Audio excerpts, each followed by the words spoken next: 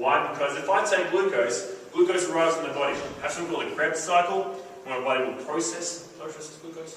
What happens is glucose arrives, it's absorbed, goes through a certain series of chemical processes, and then 80% of that energy goes into the muscles and the organs. That goes great.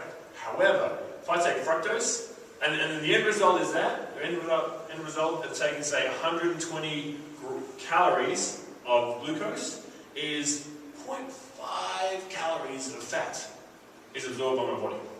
And the rest gets lost in different chemical reactions. If I take fructose, that hits the body, goes straight to the liver. The liver takes it and has to go through a process that's kind of awkward and not what it's really designed to do. And the end result is increased LDLs, which is the bad cholesterol, increased blood pressure, and also increased insulin resistance in the muscles, but also in the liver. So in other words, all of a sudden, man, we're going to talk about calories a calorie? Not for a second. Not for a second. Now, what's the difference? Sucrose is half glucose, half fructose. Which means that, you know what? It's not necessarily great for us. A food that is high in glucose is actually maple syrup. There we go. So I'll give you something else that's going to bring my thing. However, if I take sucrose and I eat it, I know it's going to be half glucose, half fructose. Okay, so let's accept sugar is what it is. We know that sugar isn't great for you.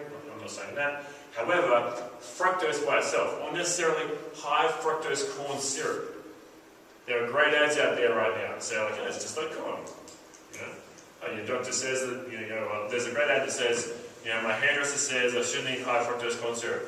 And then the other woman, who's obviously the smart one, says, oh, your hairdresser is a doctor? Which is great. It's a great commercial. Because what it says is, hey, you know what? You should listen to what your doctor says. I'm going to say, your doctor spent many, many years getting an education knowing what drug can kill you and what won't. However, he didn't get any education on high fructose corn syrup. Nor is he really interested in it. Tom's a pharmacist, alright? Tommy, you back me up?